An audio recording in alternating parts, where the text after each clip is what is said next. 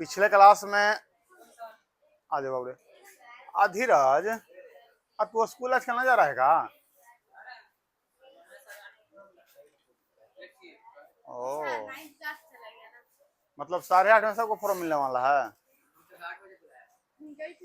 चलिए तो सब 8 बजे चल जाइएगा, 8:30 में फॉर्म लेके सब कुछ चला जाएगा, ठीक ना? आएगा हो, ठीक है, हम समझ रहे हैं, भावनाओं को समझ रहे हैं। चलिए ठीक है, हम लोग पढ़ते हैं, अब ध्यान देते हैं, इधर इधर ध्यान दीजिएगा। हम आज पढ़ाने वाले थे क्या बाबूड़े? शेषफल परिमेय। शेषफल परिमेय ना, घसक जाओ बाबुआ। शेषफल परिमेय का है, पहले शेषफल होता का है? शांत रहो और यहाँ ध्यान दो, कलम कॉपी मनोहर पोथी बंद करो, ठीक ना? इधर ध्यान को एकाग्र करो, पहले समझो उसके बाद लिखना। शेषफल परिमेय,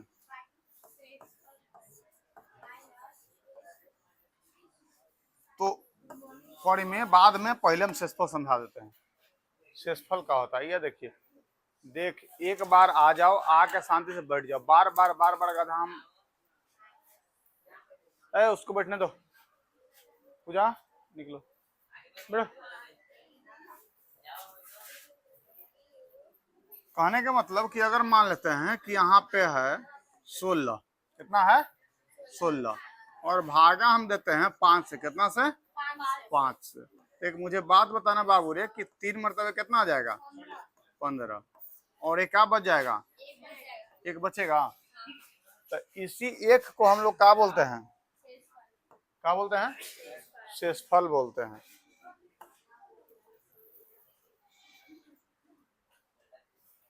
शेषफल, तो कहने के मतलब कि इसको हम लोग क्या बोलेंगे, इसको क्या बोलेंगे?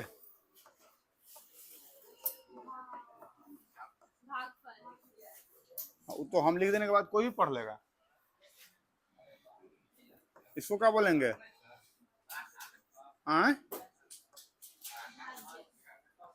इसको क्या बोलेंगे?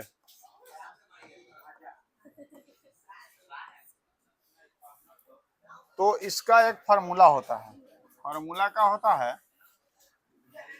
भाज्य बराबर, यानी बीच वाला बराबर, भाज्य बराबर, शांति बना रखो, हल्ला नहीं आना चाहिए। भाज्य बराबर भाजक गुणे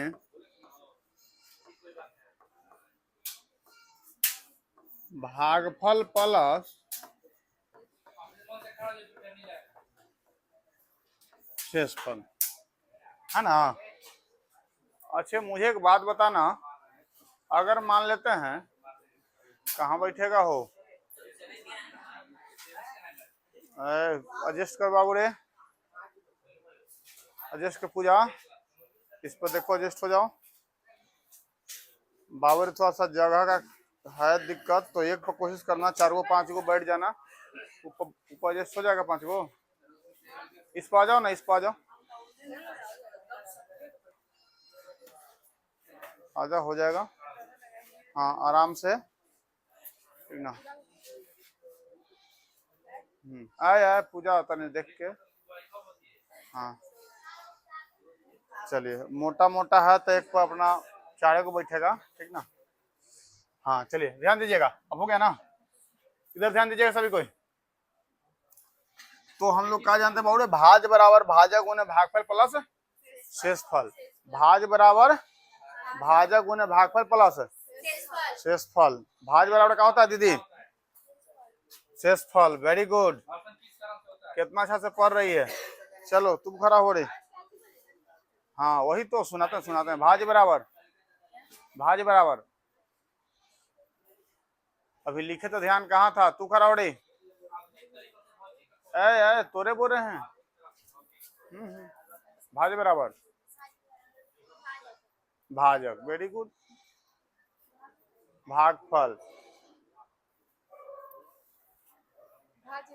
हाँ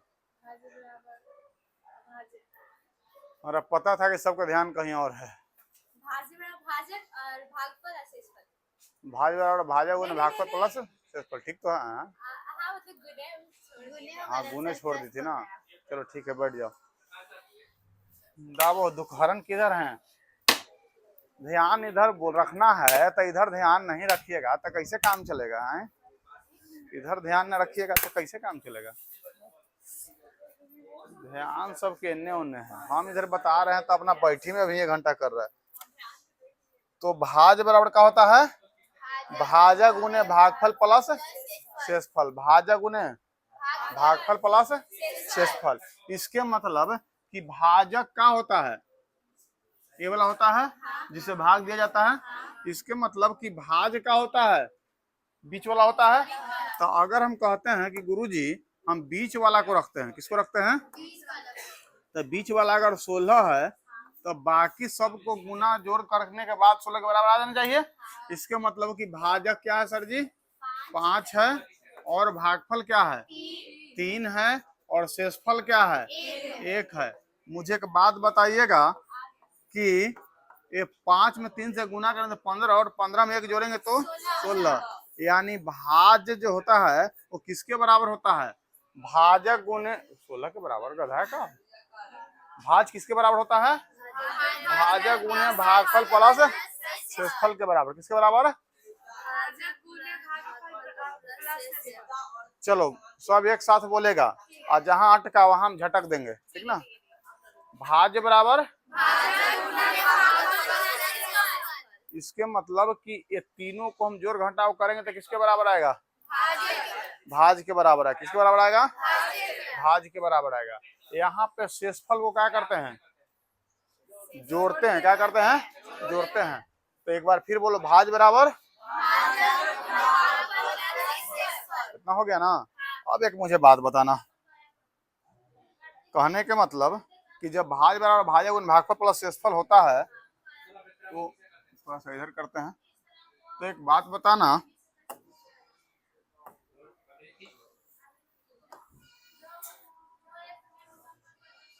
क्या कहता है कि अगर हम, ये तो था सिंपल, आप पहले पढ़े होंगे, वो अलग बात है, याद नहीं है, लेकिन पहले तो जरूर पढ़े होंगे भाग भाग गुना ये सब। लेकिन अलग अगर हम इसी को बहुपद में कर दें, किसमें कर दें, बहुपद में। किसमें, बहुपद में। तो मुझे एक बात बताना, बहुपद में हम क्या कहते हैं कि ये जो है इसको हम px लिखते हैं, px। किसको, इसको जो हम भाज कहते हैं, और इधर जो होता है उसको हम लिखते हैं qx। क्या लिखते हैं, px qx gx। एक मिनट, px gx और qx, तो gx लिखते हैं इसको, इसको क्या लिखते हैं, gx, और हम qx क्या लिखते हैं बाबूड़े, qx। और नीचे जो बचता है उसको क्या बोलते हैं, rx। क्या बोलते हैं, rx। अगर बहुपद इसी तरह से होता है, x कहने का मतलब सिंपल सा बात समझना, अगर कोई कहता है कि सर x क्या है, ये x को जो ब्रैकेट में p करके डाल दें तो x क्या है, तब x को हम बोलेंगे, x को हम बोलेंगे कि बहुपद किसमें, x में। अगर हम कहते हैं कि ये इतना के बराबर 3x square plus 2x plus 3, अगर हम इतना कहते हैं, इसके मतलब कि ये x में बहुपद है, इसीलिए यहाँ पे x लिए हैं। अगर हम यहाँ पे इतना नहीं लेके हम लिख देंगे 3y square plus 2y plus 3, तो यहाँ हम क्या लिखेंगे, py लिखेंगे। क्या लिखेंगे, क्योंकि इसमें किसमें बहुपद है, y में बहुपद है। किसमें बहुपद है, तो जो जो चर यहाँ पे आता है उसी चर को दर्शाने के लिए हम यहाँ पे लिख देते हैं। अगर हम चर के जगह पे हम t लिख दें, क्या लिख दें, t लिख दें, तब हम क्या लेंगे, यहाँ पे t लेंगे। अगर हम चर के जगह पर a लिख दें तो हम a लेंगे, b लिख दें तो b लेंगे, अगर मानते हैं थीटा लिख दें तो थीटा लेंगे। बात समझ गए। अब यहाँ पे एक बात समझना, थीटा वही एक तरह के चौड़े है, ठीक ना। देखो कोई भी ऐसा सिंबल तुमको दिखे जिसका संख्या से अलग हो, संख्या मतलब समझते हैं ना, संख्या हम दो को बताए थे, वास्तविक और काल्पनिक। वास्तविक में भी दो को बताए थे, परिमेय और अपरिमेय, परिमेय और अपरिमेय। इसके मतलब कि अगर तुमको संख्या के अलावा कुछ भी दिखे, उसको हम लोग सिंपल चर बोल देते हैं। क्या बोलते हैं? चर बोल देते हैं। तो संख्या के अलावा तुमको क्या दिख सकता है? सिंबल दिख सकता है, संकेत दिख सकता है, और क्या दिख सकता है? अल्फाबेट दिख सकता है। अल्फाबेट में ABCD XYZ है ना, और सिंबल में अल्फा बीटा गामा थीटा है ना, ये सब दिख सकता है। तो कहने का मतलब ये सब किस में चल जाएगा? चर में जाएगा। किस में जाएगा? चर में जाएगा। अब एक मुझे बात बताना,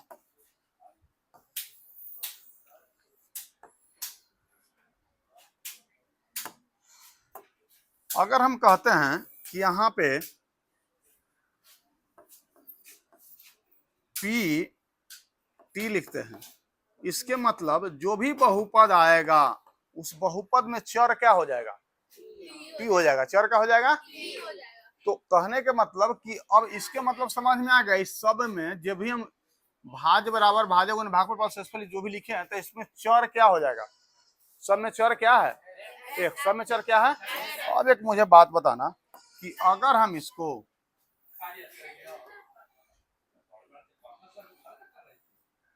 यहाँ पर रख देते हैं, अगर हम इसको हम लिखते हैं कि बाबू रे अभी तक हम जो लिख रहे थे, इसको भाज लिख रहे थे, इसको भाजक, इसको भागफल, इसको शेषफल, यहाँ पे लिखा हुआ है ना।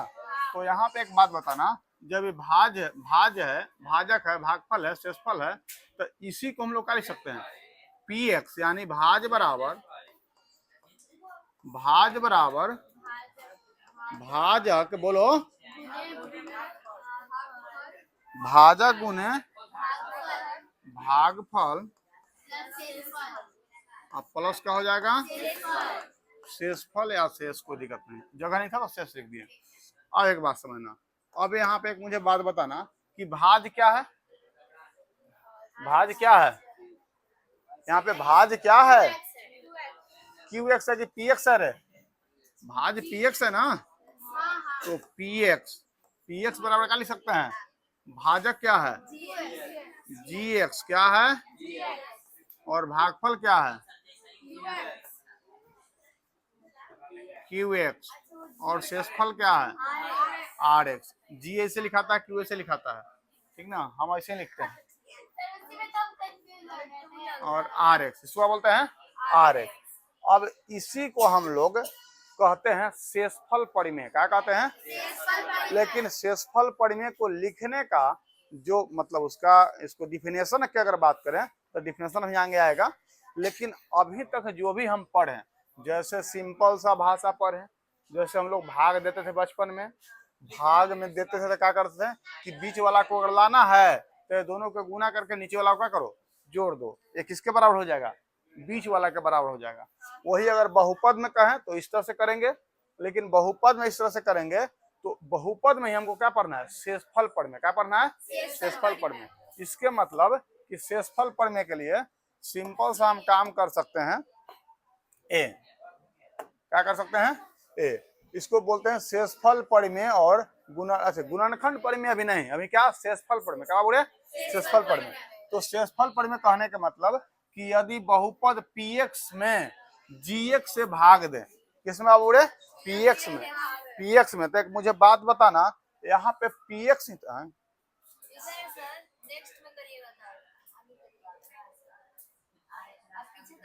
ये मिट गया हो? अरे मिट गया नहीं कि हाँ सर, चलिए मिट गया, कोई नहीं, हम ही लिखा था, फिर से हम ही लिख देते हैं। तो इसको क्या बोलेंगे?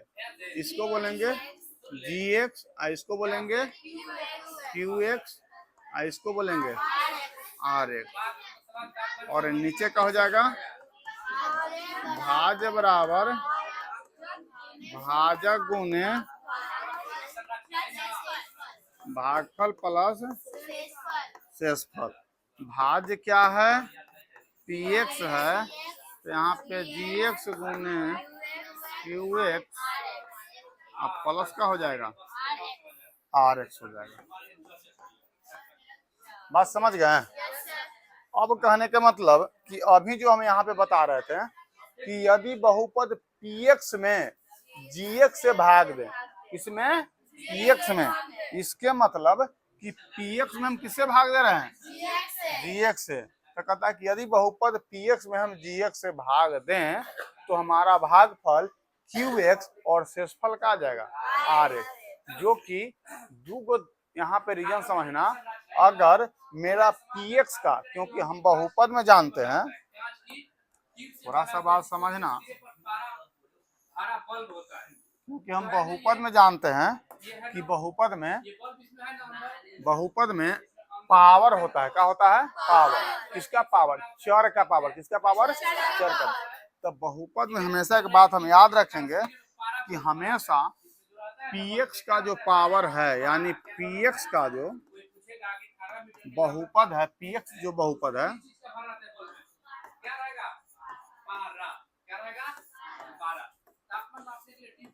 px बहुपद का घात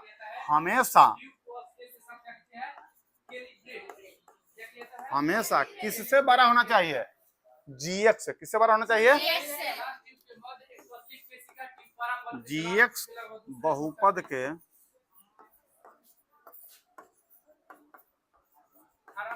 घात से। क्योंकि अगर जब हम लोग बचपन में भागा पढ़ते थे तो क्या बोलते थे कि हमेशा बीच वाला बड़ा होना चाहिए किससे, जिससे भाग जाता है उससे, ये ना पढ़ते थे। तो जब हम बचपन में पढ़ते कि बीच वाला बड़ा होना चाहिए जिससे भाग देना उससे, तो बहुपद में क्या पढ़ेंगे कि हमेशा px का जो घात होना चाहिए बहुपद का, वो बड़ा किससे होना चाहिए, gx से। और gx का घात हमारा किससे बड़ा होना चाहिए, rx से। यानी gx का घात, gx का, और यहाँ पे लिख दो, gx का घात हमेशा rx से क्या होना चाहिए, बड़ा। बात समझ गए। कहने के मतलब कि हम जब बचपन में पढ़ते थे कि यहाँ जो बीच वाला है वो हमेशा जिससे भाग दिया जाता है उससे बड़ा रहना चाहिए, बड़ा रहना चाहिए ना। और ये भी पढ़ते थे कि शेषफल हमेशा भाजक से क्या होना चाहिए, छोटा। यानी शेषफल का जो घात है, या सॉरी शेषफल का जो वैल्यू है वो भाजक से क्या होना चाहिए, छोटा। या भाजक का जो वैल्यू हमेशा शेषफल से क्या होना चाहिए, बड़ा। क्योंकि अगर शेषफल बड़ा हो जाएगा तो फिर तो भाग लग सकता है ना। बात समझ गए। उसी तरह से px का जो घात है वो gx से क्या होना चाहिए, बड़ा। और rx का जो घात है उससे बड़ा कौन रहेगा, gx। यानी कि px का घात से छोटा होना चाहिए gx का घात, और gx के घात से छोटा कौन होना चाहिए, rx का घात। तो यही लिख दिया है कि px बहुपद का घात हमेशा gx से बड़ा होना चाहिए। gx के घात से बड़ा नहीं लिखे का, जिस घात से बड़ा होना चाहिए, बड़ा होना चाहिए, चाहिए, ठीक ना। और gx के जो घात है, gx के, वो हमेशा किससे, rx से बड़ा होना चाहिए। बात समझ गए। इसके मतलब कि a बड़ा होगा। अगर इसको हम थोड़ा संकेत में लेके चलें तो हम ऐसे कह सकते हैं कि px हमेशा घात के रूप में बड़ा होगा किससे, gx से। और gx हमेशा किससे बड़ा होगा, rx से। बात समझ गए, कोई दिक्कत। यानी px के घात किससे बड़ा होना चाहिए, और gx के घात किससे बड़ा होना चाहिए। बात समझ में कि नहीं आया। इसी को हम 10th में कैसे पढ़ेंगे कि 10th में पढ़ेंगे कि b जो होता है बड़ा, सॉरी b छोटा होता है और 0 के बराबर होता है। आगे बढ़ के पढ़ेंगे a बराबर bq प्लस r जब पढ़ेंगे तो, ठीक ना। लेकिन अभी यहाँ पे हमको ये पढ़ना है घात के रूप में। किसके रूप में, क्योंकि बहुपद में क्या देखते हैं, घात देखते हैं। क्या देखते हैं, घात देखते हैं। अब मुझे एक बात बताना कि शेषफल प्रमेय और गुणनखंड प्रमेय में हम क्या बोले हैं कि यदि बहुपद px में gx से भाग दें, किसमें, px में, px में किससे भाग दें, gx से भाग दें, जहां px की घात बड़ा हो, px की घात क्या हो, बड़ा हो, और gx की घात से, तो मतलब जीएक्स के घात से पीएक्स के घात किससे बड़ा हो, जीएक्स के घात से, तो भागफल क्यूएक्स व शेषफल का आएगा आरएक्स, यानी भागफल का आएगा, भागफल आरएक्स आएगा, क्यूएक्स क्या आएगा और शेषफल का आएगा आरएक्स। कब, जब पीएक्स के घात किससे बड़ा हो तो जीएक्स से। बात समझ गए, आगे बढ़ते हैं।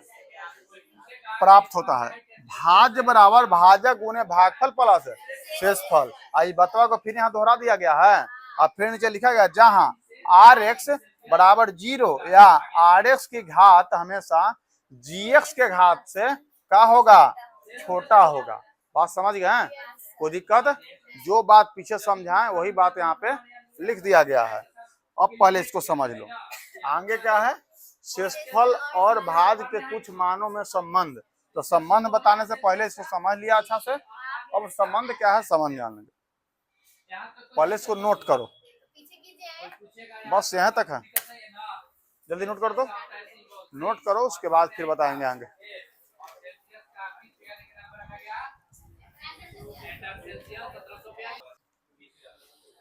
चलिए देखिए, अभी हम क्या बताए थे कि भाज्य होता है जिससे हम भाग देते हैं। भाज किसको कहते हैं, जिससे हम भाग देते हैं, भाज मतलब भाजक कहते हैं। और भाज किसको कहते हैं, जिसमें भाग देते हैं, जिससे भाग देते हैं उसको क्या कहते हैं, भाजक, क्या कहते हैं।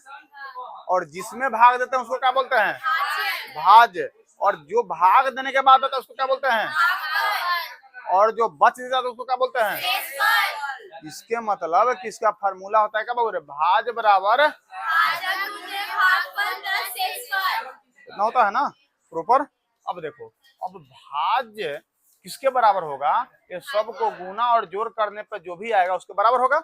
इसके मतलब कि हम चेक करते हैं कि नहीं है। तो अगर हम 16 को कहते हैं कि भाजक 3 है, भाजक क्या है, मतलब भाजक 5 है और भागफल क्या है 3 है और शेषफल क्या है, ये दोनों के गुना करने और जोड़ने पर 16 के बराबर आ जाता है। इसके मतलब कि ये मेरा फार्मूला और ये है तरीका, क्या है, तरीका, और ये है जांच करने का तरीका। बात समझ गए। इसी तरीका को यहाँ से क्या शेषफल निकला, इसी तरीका को हम लोग यहाँ पर यूज करते हैं बहुपद में। किसमें, तो बहुपद क्यों कहते हैं, क्योंकि उसमें चर और अचर का कॉम्बिनेशन होता है। क्या होता है, चर और अचल के योगफल और अंतर को हम लोग व्यंजक कहते हैं। क्या बोलते हैं, व्यंजक। लेकिन चर और अचर को पीएक्स से दर्शा दिया जाए तो उसको क्या बोलते हैं, बहुपद। क्या बोलते हैं। और जब बहुपद में हम कहते हैं कि क्या है नहीं है, तो बहुपद अगर हम कहते हैं कि जीएक्स एक बहुपद है कि नहीं है, जीएक्स बहुपद है कि नहीं है, पीएक्स बहुपद है कि नहीं है, क्यूएक्स बहुपद है कि नहीं है, आरएक्स बहुपद है कि नहीं है, ये सब बहुपद को दर्शा रहा है। यानी बहुपद में बहुपद से भाग देने पर भागफल भी बहुपद प्राप्त होगा और शेषफल भी बहुपद प्राप्त होगा। लेकिन अंतर बस इतना है कि जो बहुपद को हम भाग देंगे और जिससे हम भाग देंगे उसका घात कम होना चाहिए, और जिसको भाग देंगे उसका घात अधिक होना चाहिए। और जो शेषफल आएगा वो जिससे भाग दिए हैं, यानी भाजक से इसका शेषफल का घात क्या होगा, कम होगा। और इसको हम बोलते हैं जीएक्स। जीएक्स कहने के मतलब एक्स चर के लिए बहुपद। किसके लिए, एक्स चर के लिए बहुपद। पीएक्स कहने का मतलब एक्स चर के लिए बहुपद, और क्यूएक्स कहने का मतलब एक्स चर के लिए बहुपद। तनी पानी निकाल बाबू रे। और आरएक्स कहने के मतलब एक्स चर के लिए बहुपद। लेकिन आर को हम लोग इसको शेषफल कह देते हैं, इसको हम लोग भागफल कहते हैं, इसको हम लोग क्या बोलते हैं, भाजक। तू हंस क्या रहा हो, ये गधा ललका टी शर्टवा वाला, कोई तो बात है जो मुस्कुरा रहा है, ऐसा क्या राज है जो छिपा रहा है। पढ़ लो बाबूआ, आप समझ गए। और इसको क्या बोलते हैं, भाजक। क्या बोलते हैं, भाजक। इसके मतलब कि यहाँ पे उसी बात को हम लिखे हैं कि हमेशा बाबू रे भाज बराबर क्या होता है, भाजक गुने भागफल प्लस शेषफल, भाजक गुने भागफल प्लस। अब जो है उसको लिखते चल गए हैं। यहाँ क्या लिखे हैं कि पीएक्स यानी पीएक्स के घात हमेशा किससे बड़ा होगा, जीएक्स। तो पीएक्स बहुपद का घात हमेशा जीएक्स बहुपद के घात से क्या होगा, बड़ा होगा, होगा या होना चाहिए, कोई दिक्कत नहीं, होगा भी हो सकता है और होना चाहिए। जगह कम है तो होगा से ही काम चला लेते हैं, तो क्या दिक्कत है? बात समझ गए? कोई दिक्कत? अब देखिए, और जीएक्स का जो घात है वो हमेशा किससे बड़ा होगा? आरएक्स से। तो जीएक्स का घात हमेशा आरएक्स से क्या होगा? बड़ा होगा, बड़ा होगा। अब देखिए, पीएक्स के घात बड़ा होगा किससे? जीएक्स से। और जीएक्स का घात किससे बड़ा होगा? और सबसे छोटा किसका घात होगा? आरएक्स। कभी कभी जीरो भी हो सकता है, कभी कभी क्या हो सकता है? तो आरएक्स जीरो भी हो सकता है या आरएक्स जीरो के अलावा भी कुछ हो सकता है। और समझ गए? चलिए, इतना नोट कर लिए। देखिए, शेषफल परिमेय। शेषफल परिमेय कहता है क्या बाबू रे? जो अभी तक हम बात बताए हैं शेषफल परिमेय वही कहता है, कुछ अलग नहीं कहता है। हम क्या बताए थे कि हमेशा बीच वाला जो होता है जिसको भाग देते हैं, वो जिससे भाग दिया जाता है उसके घात से क्या होता है? बड़ा होता है। वही बात यहाँ लिख दिया गया है। यदि बहुपद पीएक्स में जीएक्स से भाग दें तो मतलब दें जहां पीएक्स की घात बड़ा होगा किससे? जीएक्स की घात से, तो भागफल क्यूएक्स के रूप में आएगा और शेषफल आरएक्स के रूप में आएगा। इसीलिए भाज्य बराबर भाजक गुणे भागफल प्लस शेषफल। और जो बतवा अभी तक बताए थे उसी को बोलते हैं कौन सा परिमेय? शेषफल परिमेय। क्या बोलते हैं? शेषफल परिमेय। शेषफल परिमेय में हम ये भी बताए थे पीछे कि बाबू रे आरएक्स का वैल्यू जीरो भी हो सकता है, लेकिन जीरो नहीं हो तो उसका वैल्यू आरएक्स का हमेशा किससे घात छोटा होगा? जीएक्स से घात से क्या होगा? छोटा होगा। आगे बढ़ते हैं। अब जब आगे बढ़ेंगे तो पहले एक दो को क्वेश्चन देख लेते हैं, या तो यहाँ पे है ही है, देख लेते हैं। क्वेश्चन दिया हुआ है। अब कहता है शेषफल और भाज्य के कुछ मानों में संबंध। शेषफल और भाज्य के कुछ मानों में संबंध। और शेषफल भाज्य होता क्या है? तो इसके मतलब यहाँ बात किया जा रहा है, इससे मतलब कि कहता है शेषफल और भाज्य। शेषफल और, तो ये मुझे ये बताओ भाज्य किसको बोलते हैं? हाँ, बीच वाला किसको बोलते हैं? तो बीच वाला को भाज्य बोलते हैं ना।